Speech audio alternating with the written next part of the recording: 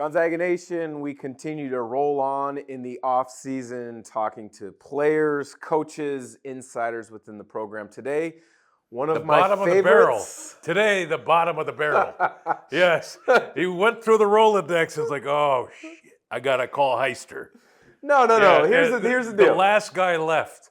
Well, in full disclosure, you were supposed to come alongside Richard Fox a month or so ago. Is this over yet? And I texted you 5 minutes after we were supposed to start that day, and you said, I forgot. Yes, so now we're getting you back in studio.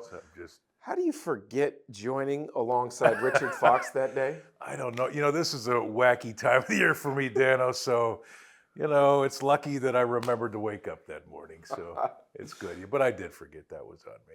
But you got Richard all by himself, and he's, there's nobody to push back on the big man. You can't do that. Well, and we both know. Next time you cancel, you wait for me because you can't let him sit in his chair by himself. Yeah, but we also both know that he can get long-winded at times when we're in our broadcasts for KHQ. Gives him a chance to expand on his thoughts. So. I know he's reeling right now, and I don't know exactly when all of this airs, but I know his Nuggets are down 2-0 against Minnesota at this moment that we're doing this. So he's probably didn't wake up this morning. There's a good chance. And they could go down 3-0 going back to Minnesota. The T-Wolves are going to win it all. They look good. Anthony Edwards is the closest to Michael Jordan / Kobe Bryant that I've seen in quite some time. And then we can touch on this at some point because I know you're a big LeBron fan, but Anthony Edwards has been spectacular. Oh, he's crazy good. But the difference in that series to this point has been that defense. Yeah. The T-Wolves are so long, and they've been stifling. I'd have to, maybe the Pistons teams, the way that they could defend, but I'm not sure we've seen a better defensive team to this point in the NBA playoffs. Certainly for a long time. Well, it's funny you mentioned that too because they didn't even have Rudy Gobert in Game 2. I know. And they still were able to put the clamps down. And one of the players is from the state of Washington. He and Anton Watson kind of battled for Player of the Year honors back in high school. That'd be Jaden McDaniels, who was at Federal Way, Anton Watson at G Prep. So that to me makes me think, you know what, Anton is similar to that level defender. He doesn't have the length of McDaniels, and now he doesn't have the experience at the NBA level, and he's not going to be a top 7 pick like McDaniels was. But the versatility on that end of the floor, you got to think that there's a chance for Anton to carve out a role because of how he plays defense, seeing them play. Yeah, I mean, is there a better guy to put on your program? I don't think than Anton Watson. It's just those NBA guys are so, Dan, they're so freaky. Yeah. They're freaky athletic.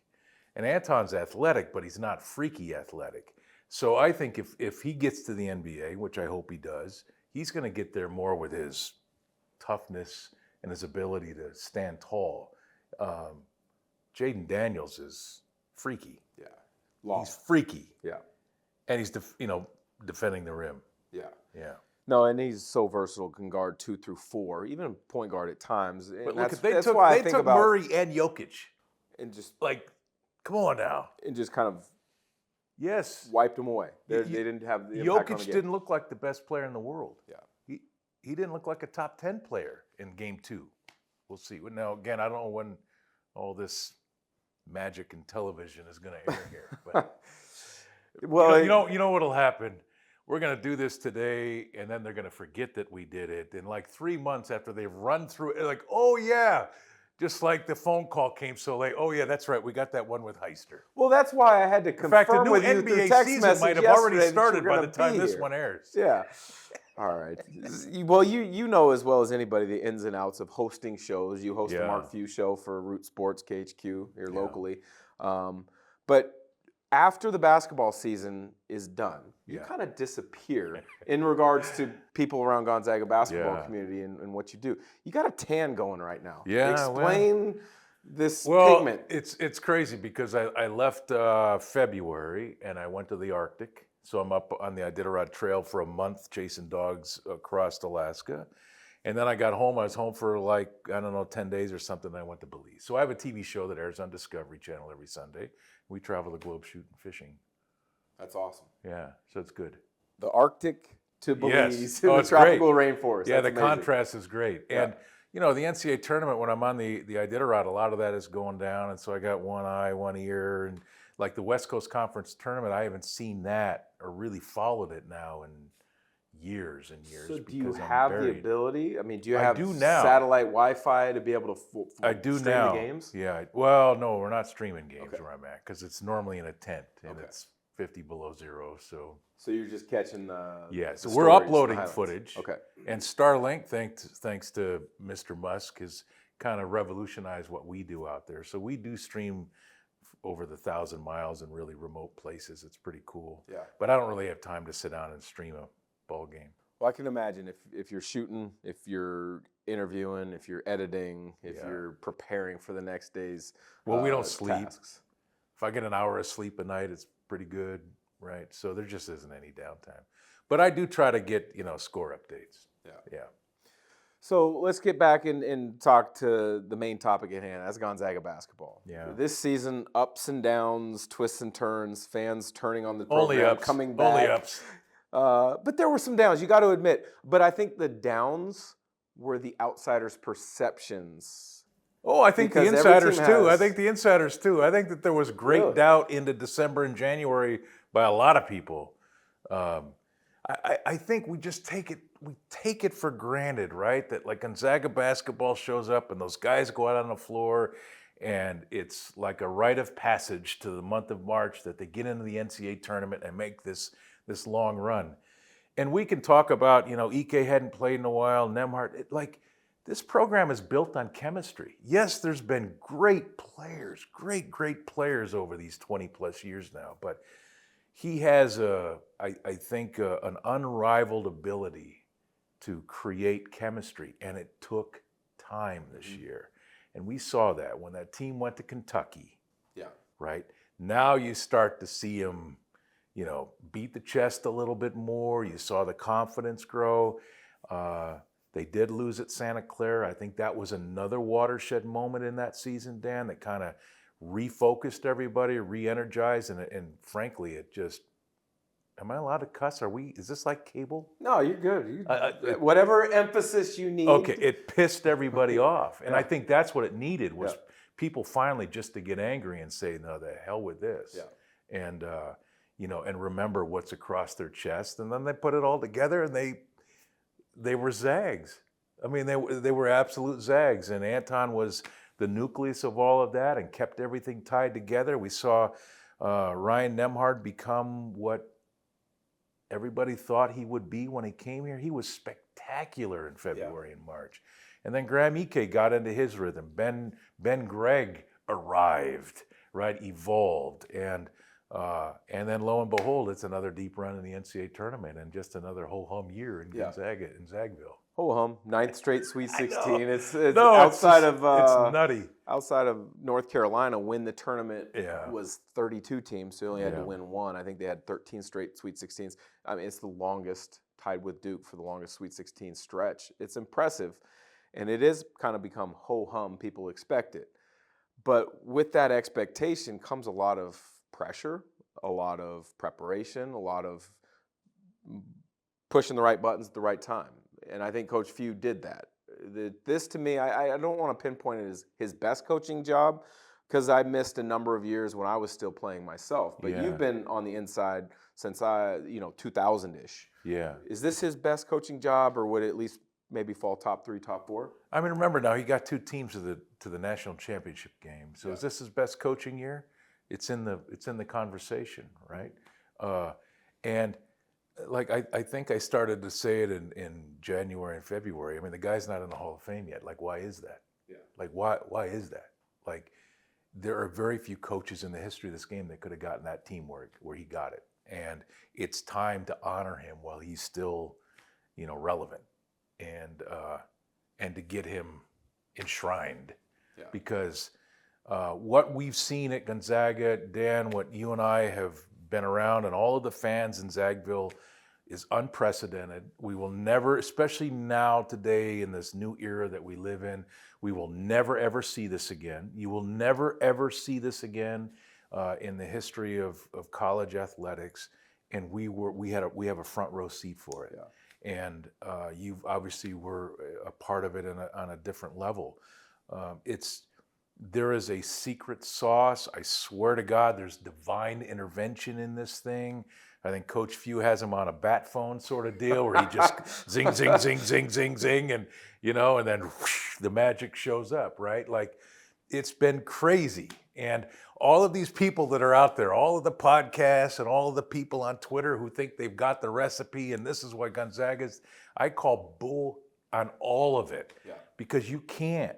There is no recipe. You can't write it down. All the books that have been written, I read them and they're like this, they did this, they did this. No, man, it's like there's a special sauce, and it comes down to one dude who 30 years ago came to Gonzaga to start his coaching career and never left when everybody in his career was telling him, you got to go. You'll never do it here. And for whatever reason, he stayed. And he's reaped the benefit, and we have all been along for the ride. That's funny you mentioned, what that secret is. Yeah. And you call a number of games for different networks, as do I, and we talk to other coaches all the time. And coaches will ask me, at good programs, what is it about Gonzaga? I know. And it's like you kind of give them like, well, you know what you say to them? Did you go to church on Sunday? Like, that's what I would say to them, because honestly, like. I really think that look, there's absolute genius in this. Don't underestimate that. Like, there is absolute genius in this, but there is no recipe. We'll never see it again, Dan. We've never seen it prior to this. We'll never see it again. You got to remember, maybe today he's not doing it with less, but for most of those years he did it with less. Yeah. And in the era of NIL, you're no longer going to do it ever again with less. It's just not going to be possible, because somebody's going to outspend you. And because of that, they're going to have a little bit better player. Well, the margin of error, I think, is absolutely shrunk to form your roster in the right way. So when you're evaluating players in the transfer portal or re-recruiting your players, which we'll touch on, because I think what Coach Few and staff did to re-recruit the players. I mean, they got 4 returning starters. Yeah. Their top 6 returners outside of Watson are coming back. And then they added some guys, or at least one in the portal. And then they got 2 guys, Venters and June, back that could play a role next year. The margin for error is becoming less, because other schools are going to just throw money out. If you just look at the war chest that some of these schools have or are building, at some point you have to figure what you have to offer might not be as much monetarily, and I don't know what the true numbers are, but what you have to share is the experience, the opportunity to prepare for a long career, to have a deep NCAA tournament run, to prepare for all those other things. Yeah, but see, to me, that sounds like yesterday's philosophy. Okay. Because that's how Gonzaga's made it. Like, yes, we may not have the greatest of everything, but we're going to get you there, and you're going to win games. Today, it's, listen, let's just run through the list. World-class facilities, as good as there are on the West Coast. 25 straight years in the NCAA tournament. Hall of Fame coach. A coach who's going to be recruiting or coaching LeBron and Steph and KD and the Ant-Man and everybody else this summer. It means nothing anymore. To most. There's still those oddball guys. To most. That's why you have to find the right guys. You have to, but they're fewer and fewer, because the first question is, Coach, how much money am I going to make? And that's how the face of this thing has completely changed. And that's what I think is issue number one with college athletics. And what does it look like in 10 years? Because this may get whittled down to 10 programs that can win a national championship. That's what I fear. Those who have the biggest NIL budget are going to spend, right? If the average budget in the Big 12 is $3 million a year, the average, Kansas has got to be spending twice that, right? So how can a school like Gonzaga, in a smaller market, smaller enrollment, compete with that?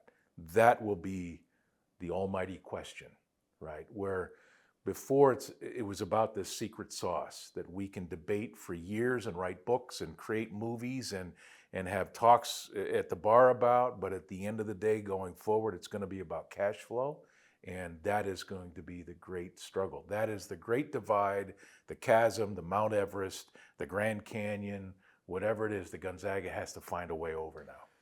And I think they're being as creative as possible. I hear some things. I know some things are in the works to really kind of propel things forward as you enjoy your Red Bull. There, go ahead, give a shout out to your favorite drink. Well, it's not my favorite drink. It just happens to be the one in my hand.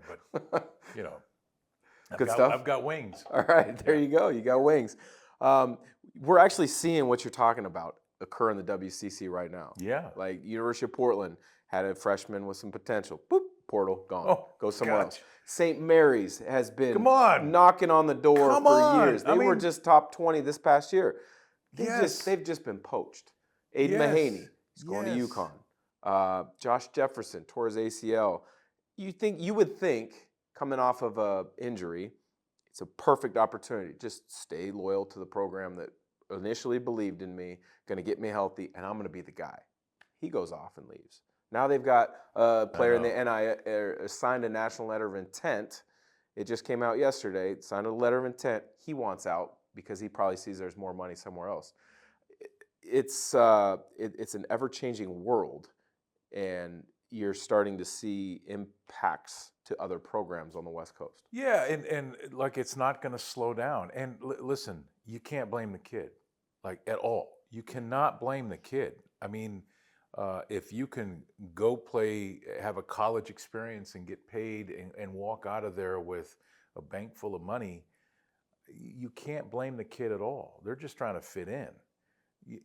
The problem is the NCAA, whoever, the powers that be did not, the day that Charles and Ed O'Bannon filed those lawsuits, there should have been an alarm clock that went off with somebody and said, listen, we need to get ahead of it. Yes. And we need to create a box with a ceiling and get this thing in a box and get controls on it because it's coming. It's absolutely coming. And I think that everybody just wanted to keep counting the money and really not get out in front of it. And this is what we're left with, Dan. Yeah. Like this is the result of inaction. Well, it was like and a lack of vision. The door was unlocked. They pried it open just a little bit, and now it's just like bust through. Yeah. Everybody's got their hands out trying to, figure out what is the most opportunistic financially for me. Yeah. And it's going to be hard to move back in any direction. I don't know how you can, but you've seen a couple schools putting together, like UAB football put together a players union. Dartmouth basketball is in the process, I believe, of doing the same. If college athletics are going to move along to that kind of route where they're getting paid, or maybe the schools begin to pay them, but they have the constant free movement, that's even worse than professional sports. Because at least in the NBA, you're going to sign a multi-year deal if you can. If not, it's a one-year deal. But at least there's stipulations to it. Yeah. You know what you're going to get. You know what you're going to expect. And there's a regimented structure to it. Everything's a guaranteed one-year contract right now. It's not even guaranteed. Well, if you play. Yeah, there's been a few schools I've heard that have not been able to make payments. Those guys No. But it's still like if you, regardless, like, I don't know how inside I'm allowed to get here, but there's been a few guys at Gonzaga that have got paid that haven't played a whole lot, but they get paid, right? The whole unionized thing, I think that is the next, and I'm not smart enough to really, from a visionary standpoint, understand the implications of all of that. My best thinking tells me if these kids unionize, they become employees of universities. Now you're paying FICA, health insurance, retirement, all of these things. And I don't know how universities stay solvent. Well, I had the comment on our WCC Weekly podcast a couple weeks ago. So if players are getting paid now, the value of a scholarship is nil. Yeah. Right? But hasn't it always been? I mean, hasn't it all for that kid who, is there to get to the NBA? I think there's been, that's always for some, yes. But I guess the point I was about to make is if a player is making X, maybe they really want to get to a school, but there's no scholarship opportunities because whatever been doled out already. But he can have an NIL opportunity that makes 5 times what a scholarship, he could pay for a scholarship. Yeah. So maybe is there a certain point where scholarships go away and you have to take a portion of what you make NIL and pay for your own school? I don't know. Because I mean, that's something that could level the playing field. A kid doesn't pay income tax on that scholarship now, does he? No. I think that's the first thing that should change, right? I mean, if they're professionals now. I mean, I think at the top of the list of my revolt against all of this are the terms NIL and transfer portal. We need to strip those away. Transfer portal's free agency. Yeah, it's free agency. Okay, yes. And transfer portal or NIL is a salary cap. Every school will set an amount of money that the collective can raise, and that's what they will spend on their players. In essence, a salary cap. These are professional players. But the problem is it's a per school salary cap as opposed to a league salary cap and a base. Yeah, but again, or nationally, which I think there should be a cap and a base, just like in professional NBA. Well, but I don't know if you can set a base, right? I mean, you should set a cap. You absolutely should set a cap. But again, there have been people breaking laws in college athletics when it comes to cash for generations. And so you can set all you want. That doesn't mean the kid's not going to get a new car above and beyond. So there's always going to be workarounds. Like, listen, I just keep telling everybody, I don't know exactly where any of this is going to go, but we saw it at its best. Mm-hmm. Like, I believe that. We've seen college athletics at its best. It's never going to be the same. A guy who's been coaching in this for 30 years is hating this. A guy who's just getting the opportunity, this is going to be the norm, and this is how the job is done, and it's going to be comfortable to them. And for those who have been doing it for a long time, it's hell. How do you as a broadcaster, or do you change how you call or critique a player? Because I've gradually softened over the last couple of years. Now that players can be paid, I critique and I criticize more than I would have in years past, because they're making more money playing that game than I am sitting on the sideline calling the game. Well, they're pros now. Exactly. Right. They're what comes with the professional tag should come criticism. Yes. I completely agree with that. And it's changed. They're, for the most part, professional players now. These are professional sport franchises. They're not student athletes. Gonzaga University's basketball program is a franchise. Like, it's a professional sports franchise. World known. And I'm using Gonzaga because we're the closest to it. But I think for all of them, they have to figure this out, Dan. I mean, think about it. You own the Seattle Mariners, okay? You as the owner have to figure out a way to pay all the players. Through ticket sales, through concessions, through merchandising, whatever it is. College athletics, these programs are owned by the university, but they're looking for other people to subsidize paying the players. That system is broken. I don't know how long that can maintain itself, because why is somebody who's got all of this wealth out here want to pay players when the university is the one that's, like, they're the one benefiting from all of the cash. The person donating isn't. Yeah. No, it's a really good point. And I've thought that same thing. Like, why would, like, unless you're if I'm going to dig in $1 million, I need to get a return on my investment. And if there's $10 million coming into the school because of that investment I've made, right? And so my point is, and again, I'm not smart enough to really understand that. I just know that if I'm a guy who's contributing all of this money, I understand ROI, return on investment, and if I'm not going to get anything back out of it, why do I continue to give to it? And I think right now it's all new, right? But I wonder in 5-8 years, because here's the other thing that could happen. So say an auto dealership spends $500,000 on a player in NIL. There is now data after that season. Did that player have a $5 or $1 million impact on my business? Did I sell that many more cars because he was, right? That data is going to be very easy to determine. Yeah. And so where does this go in 5 or 10 years when these people who have money, who are all, most of them business people and very smart, when they start to look at that, Well, and that's where I said it was going to take a few years to flush this out and figure it out. Well, we're about 2.5 years in. I think it's going to take a few more years because the amount of money that's come in has been a lot more than I think people initially projected. Yeah. I think Arkansas is going to be the interesting one to track and follow because with Musselman, they free spent. I think they had 8 transfers last year. But what do they have? Didn't They get have them anywhere. Walmart and Tyson Foods now, right? But it didn't get them anywhere, right? Yeah. Musselman saw the writing on the wall, like this isn't going well. And no, I know. And he's a great coach, but you just look at his track record. He places for about 4 or 5 years. Yeah. He's now at USC. So Arkansas's got all this money, and what do? They go out and go coach Cal from Kentucky. Yeah. Nobody wants to leave Kentucky. Like that's the crown jewel of college basketball programs. Yeah, you can win there. So he goes to Arkansas. Now is there an even bigger blank check at Arkansas? It looks like there might be with Tyson Foods and Walmart. Yeah. That's the case study, I think. And they're going to want to win. And I don't think any of this truly gets fixed until the universities are paying the players. Right? Because they're the ones benefiting from owning the sports franchise.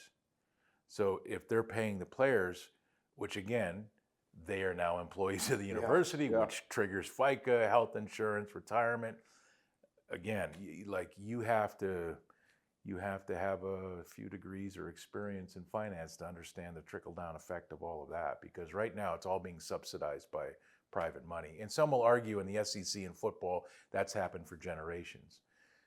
And true. And so that will continue to happen at X amount of schools. Sure. But for a school like Gonzaga or anybody else of this realm, a Villanova, right? How does it find its way forward if you're relying on subsidized cash flow?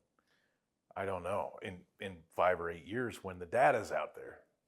So let's talk Kentucky really quick. Yeah. Obviously, Gonzaga's got a 6-year series. They're 2-0 now. Spokane Arena, then at Rupp with the wins. Yeah.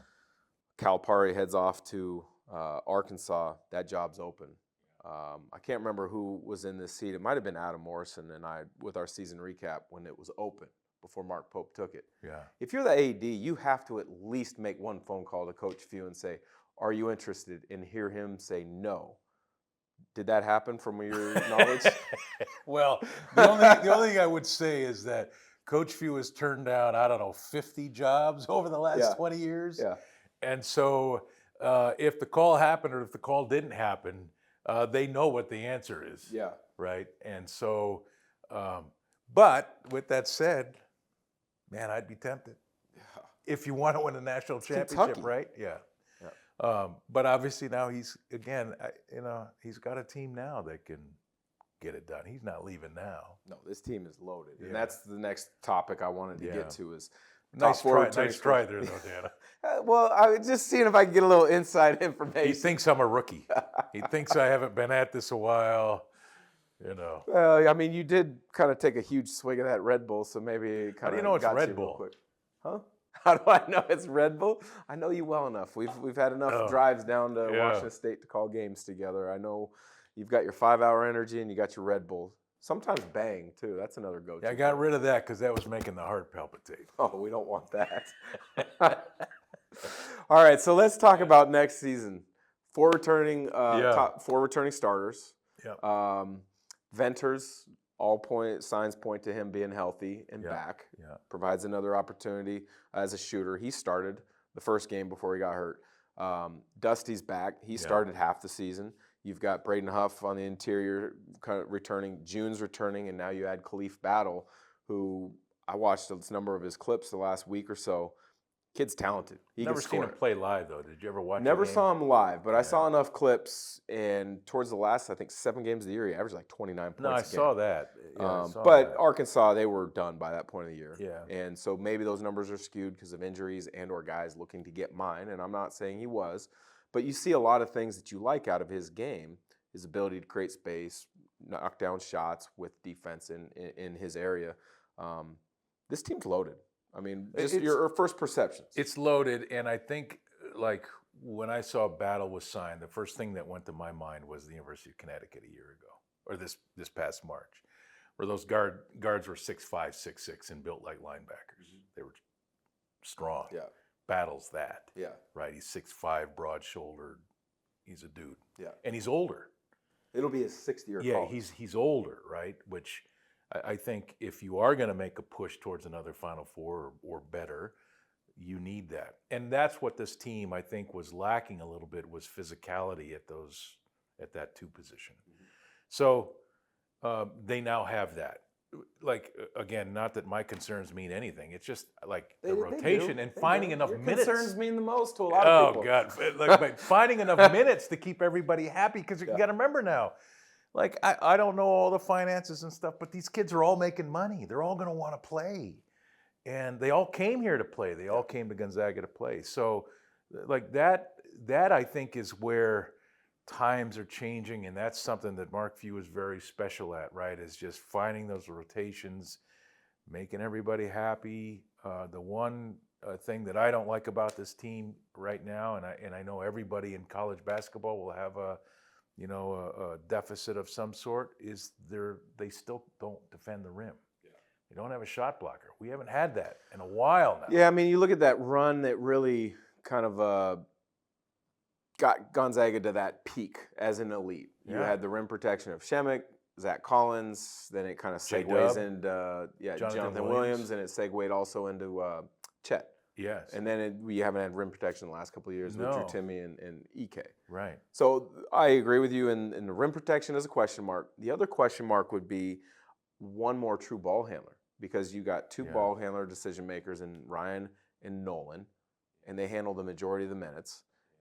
Is there maybe, because I think I read there's 3 scholarships left. Do they go get one more grad transfer who's okay with maybe being comes down to on cash, the outside man. looking out? Like, think like this is how it's changed, right? Because I don't know exactly what Gonzaga's budget is, but say it's $1.5 million and you've given this guy 300 and that guy 400 and this guy 150, right? It comes down to how much money's left. Can we get back pay? I mean, 2002 first team All-American. What would that be worth? Dan wants it retroactive. Okay, NIL, let's go back to 1978 when he played. 1978, that's when I was born. Come on, Greg. Just kidding.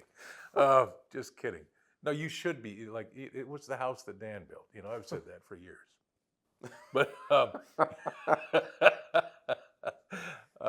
so I don't know. You know what I mean? I don't know where all that lies. So yeah, another ball handler would be nice. But like, you have always been on that. Like, you need 2 ball handlers. Like, you've been consistent with that over the years.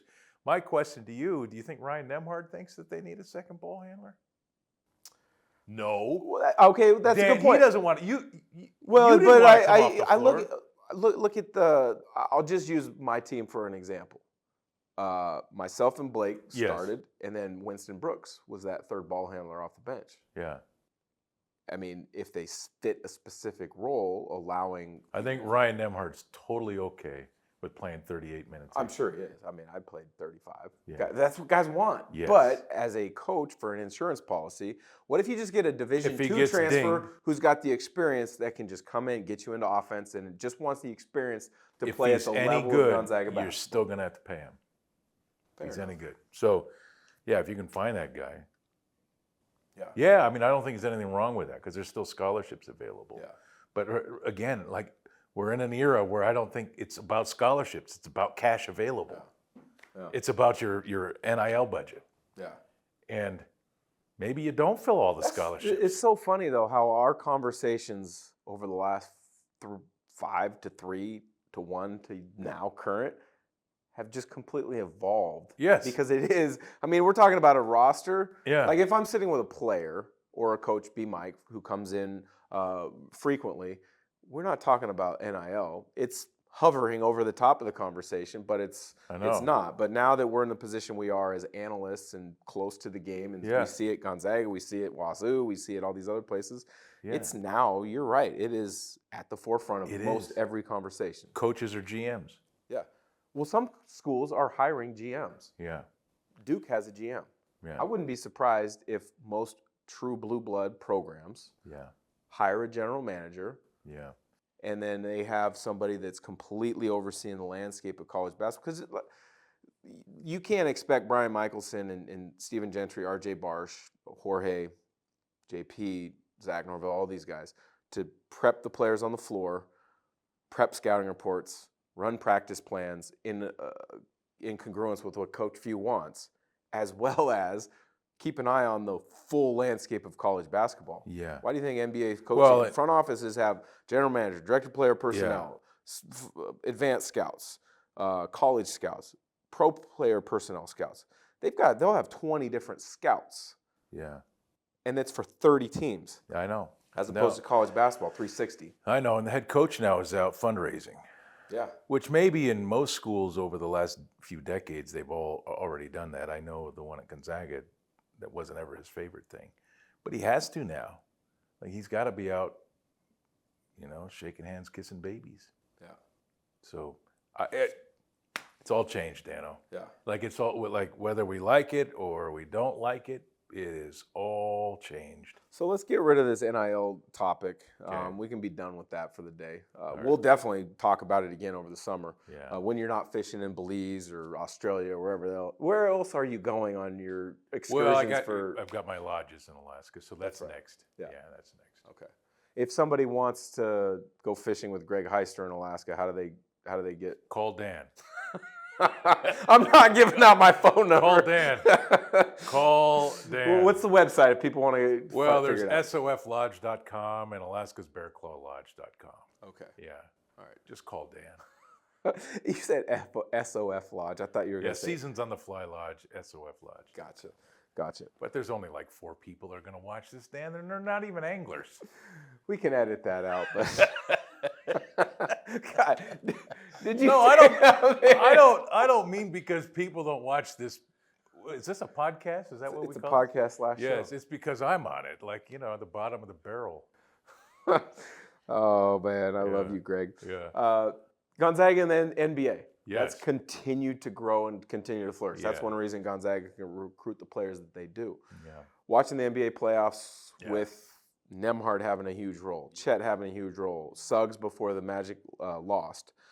How fun is that for you? Because you've gotten to know a lot of these guys over the years. Well, the thing, I'm a big NBA guy anyways. I'm not a big regular season guy. Really, I watch it now and again. I like the TNT show. I think Shaq and Barkley are, top shelf when it comes to analysts and watching. Like, I laugh every night when I watch those guys. So I don't watch a lot of NBA, just kind of on the outside looking in. The playoffs to me are a whole other deal because those are the greatest athletes on this planet, bar none, and they're grown men. And when they go at each other, like when they really go at each other, it's pretty spectacular to watch. It's like the running of the bulls. Yeah. Like literally, like there's just a lot of contact and physicality. So seeing these Zag players that we have grown accustomed to watching here and wondering, okay, how good will Rui really be in the NBA, or will Andrew's game truly translate to the next level? It's been awesome. And, Chet Holmgren to me was the big mystery, right? Yeah. Because he's so skinny. So it's like there's so much freedom of movement and so much space on that next level. Well, of course he was going to be effective. Yeah. And he should have been the Rookie of the Year. I won't go that far. Yeah, He's tremendous. Listen, everybody's in love with Wemby right but now. But Wemby's on another level. I'm sticking up for my guy, Chet Holmgren. Yeah. He should have. Look what he's leading. impressive. He's the number 1 seed. Yeah. No, Like, I'm that's not gotta arguing you. count. He's had an unbelievable year. Wemby didn't even make the playoffs. His roster's not very good. Okay, they're all pros. You can make a shot. They can defend. Yes. They can The top execute. 8 teams go to the playoffs now, Dan. Not anymore. The top 10. Top 10 now. Yeah, well, your Lakers limped in again. No, I'm not a Lakers guy. I just happen to be a LeBron fan. But LeBron's good. He's all right. Come on, Dano. Like, listen, something. Here's my deal on LeBron. Like 3, 4, 5 years ago, I get it. The debate was open, and you could say whatever you want. It's 21 seasons. At some point in time, you people that are still holding on to Michael Jordan have to just surrender and say, okay, LeBron, 21 years in, is still a top 10 player on the planet, and you don't give him the mantle as the greatest player. Like, that has to count. His Michael had longevity- 6 really nice years. LeBron's had 21. How many coaches has LeBron got? Fired? Oh, here we go. You're such a Twitter guy. You're such a Twitter guy. Like, it's not Twitter, it's X. Yeah, well, that's the thing. When you bring LeBron on your team as an owner, you have an expectation to win a world championship. If you don't, you got to get rid of Delvin Ham. But who are they going to hire? That's the problem. I mean, I don't know. JJ Redick.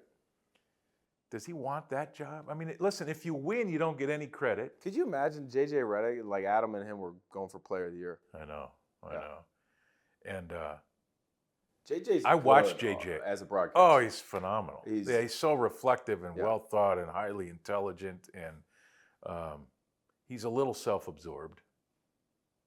A lot of analysts are. I know, you have to be, I guess. No, actually, Dan's not so bad. He's got like 12 kids. He can't be self-absorbed. Well, okay, so, LeBron's tremendous. I will give him that. Yeah. But just, big picture stuff in regards to watching the playoffs. It's been really fun to watch these Zags kind of put their imprint on things this year. But if there was one player right now in the playoffs, if you look at it, we're like, man, he was almost a Zag. And he would have teamed up with Suggs. He would have teamed up. Well, he wouldn't have teamed up with Suggs, but he would have teamed up with Chet. Could you imagine if Holmgren, Timmy, and Banchero were the front line at Gonzaga, which was very close? I don't think people realize how close that was to happen. No, it was very close. But would he have come if Chet came? You look at Banchero, he could play the 2, 3, 4, 5 in college. Yeah. In the NBA, he's a 3. Yeah.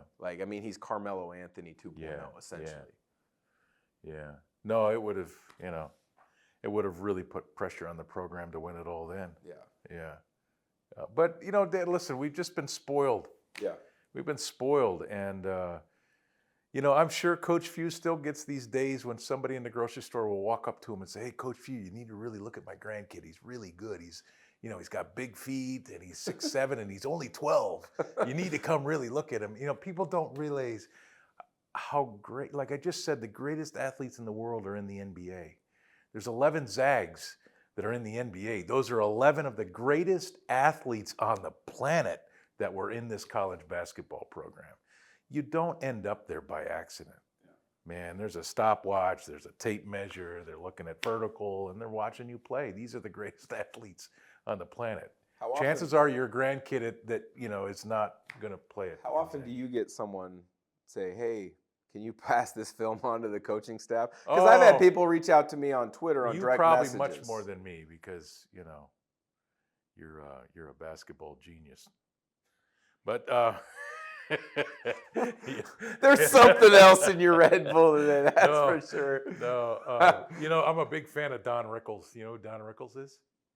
You have to know who Don Rickles is. I know the name. I'm not that old. Okay. I'm not that old. Yeah, you got to watch Don Rickles. Do you know who Nate Bargatze is? No, I have no idea. Oh my gosh. You like comedy, right? Yeah. Go Nate do yourself a favor. Okay. After this, go get on Netflix. Watch if you Nate look up Bargatze. The Best of Don Rickles, he nobody was safe with Don Rickles. Yeah, I believe it. Yeah, okay. Yeah, speaking of safe, off topic, that Netflix roasted Tom Brady. It was phenomenal. There was good parts, but then there was some cringe parts. I was just like, nah. But that's what a roast, like it's no, not I a get roast it. That's what a roast cringing. is. Yeah. But yeah, Nate Bargatze, watch it. We should do one for you. Oh, that's. I would love to roast this guy. You do every broadcast as it is. Jeez. Oh man. Yeah. Wow. Well, hey, good stuff. Was it good? I don't know. Great. I mean, here's the thing. Yeah. You and we spent a lot of time from November through February in the broadcast booth, Gonzaga, you were different on places. This, were you? Yeah. Oh, you were? Yeah, we were. Oh. So we spent a lot of time November to February talking Zags, talking college basketball, everything. And then you disappear. Yeah. Iditarod, your different fishing shows. And so we haven't had a chance to really kind of sit down and kind of decompress from the season. So this has been good. We're going to have to do it again at some point when you're back from the lodge in this summer. September, October. We'll take it. Great to have you in studio. You're the man. Enjoy the rest of the Red Bull. And again, not much left. What is the websites for your fishing lodges? Oh, if there's space available. SOFlodge.com and AlaskasBearClawLodge.com. There you go. Maybe the two newest sponsors of Gonzaga Nation. We'll find out. For Gonzaga Nation, I'm Dan Dickau. Greg Heister. Oh my God, that's dirty.